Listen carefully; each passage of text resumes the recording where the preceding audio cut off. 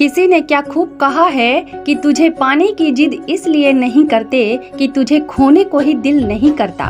तू मिलता है तो नजरें नहीं मिलाते कि फिर नजर हटाने को ही दिल नहीं करता। मित्रों, नागपंचमी के दिन नाग देवता का पूजन किया जाता है और कहते हैं कि इससे भगवान शिव प्रसन्न होते हैं और अपने भक्तों की सभी मनोकामनाएं पूर्ण करते हैं। नागपंचमी का त्योहार हिंदू धर्म में प्राचीन काल से मनाया जा रहा है और इसके पीछे की पौराणिक कथा यूं है। महाभारत काल में समीक मुनि के शाप की वजह से तक्षक नाग ने राजा परीक्षित को डस लिया था।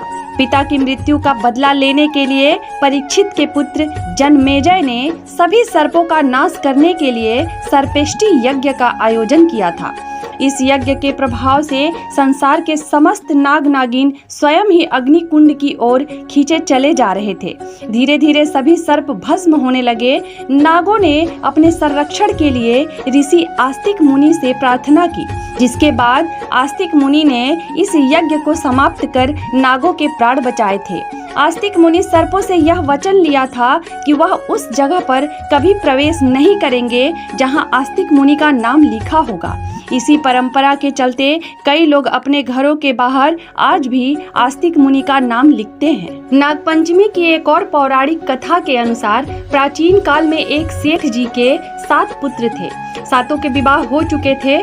सबसे छोटे पुत्र की पत्नी श्रेष्ठ चरित्र की विदुषी और सुशील थी, परंतु उसके भाई नहीं था। एक दिन बड़ी बहू के घर लिपने को पीली मिट्टी लाने के लिए सभी बहुओं को साथ चलने को कहा तो सभी डलिया और खुरपी लेकर मिट्टी खोदने लगी। तभी वहां एक सर्प निकला जिसे बड़ी बहू खुरपी से मारने लगी। यह देखकर छोटी बहू ने उसे रोकते हुए कहा, इसे मत मारो, यह बेचारा निरपराध है। यह सुनकर बड़ी बहू ने उसे नहीं मारा। तब सर्प एक ओर जाकर बैठ गया। तब छोटी बहू ने उससे कहा, हम अभी लौट कर आती है, तुम यहाँ से मत जाना। यह कहकर वह सबके साथ मिट्टी लेकर चली गई और वहाँ काम काज में फंसकर सर्प से जो वादा किया था उसे भूल गई। उसे दूसरे दिन बात याद आई तो सबको साथ लेकर वहाँ पहुँची और सर्प को उस स्थान पर बैठा देखकर बोली, सर्प भैया नमस्कार। सर्प ने कहा, तू भैया कह चुकी है इसलिए तुझे छोड़ देता हूँ, नहीं तो झूठी बात कहने के कारण तुझे अभी डस लेता। वह बोली, भैया मुझसे भूल हो गई, उसकी क्षमा मांगती हूँ। तब सर्प ने कहा, अच्छा तू आज से मेरी बहन हुई और मैं तेरा भाई हुआ, तुझे जो मांगना हो मांग ले। वह बोली, भैया मेरा कोई नहीं है, अच्छा हुआ जो तू मेरा भाई बन गया।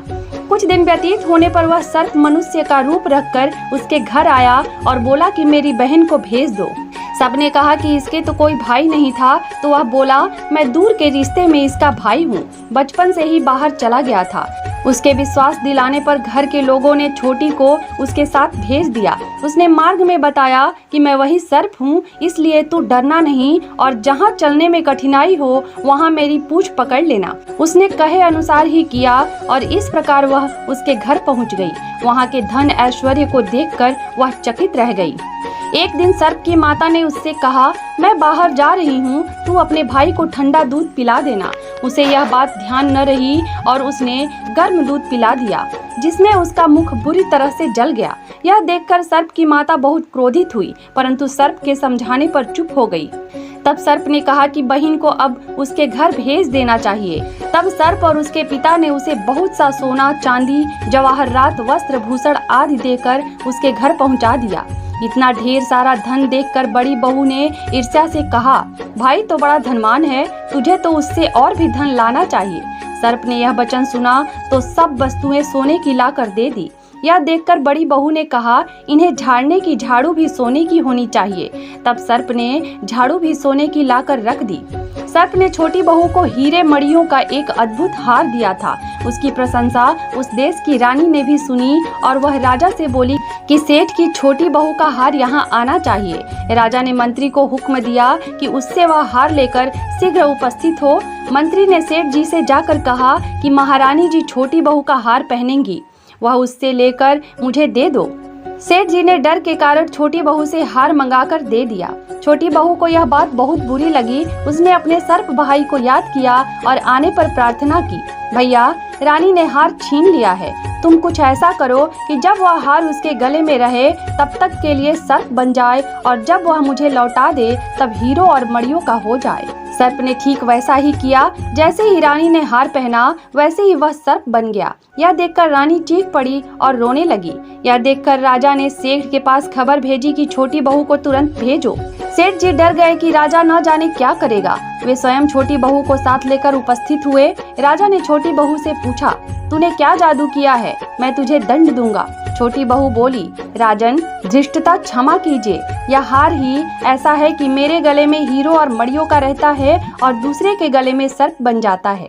यह सुनकर राजा ने वह सर्प बना हार उसे देकर कहा, अभी पहनकर दिखाओ।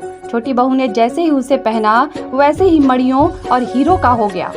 यह देखकर राजा को उसकी बात का विश्वास हो गया और उसने प्रसन्न होकर उसे बहुत सी मुद्राएं भी पुरस्कार में दी। छोटी बहू अपने हार और धन सहित घर लौट आई। उसके धन को देखकर बड़ी बहू ने ईर्ष्या के कारण उसके पति को सिखाया कि छोटी बहू के पास कहीं से धन आया है। यह सुनकर उसके पति ने अपनी पत्नी को बुलाकर कहा, ठीक ठीक बता कि यह धन तुझे कौन देता है। तब वह सर्प को याद करने लगी। तब उसी समय सर्प ने प्रकट होकर कहा, यदि मेरी धर्म बहन के आचरण पर संदेह प्रकट करोगे तो मैं उसे डस लूंगा। यह सुनकर छोटी बहू का पति बहुत प्रसन्न हुआ और उसने सर्प देवता का बड़ा सत्कार किया। उसी दिन से नाग पंचमी का त्योहार मनाया जाता है और स्त्रियां सर्प को भाई मानकर उनकी पूजा करती हैं।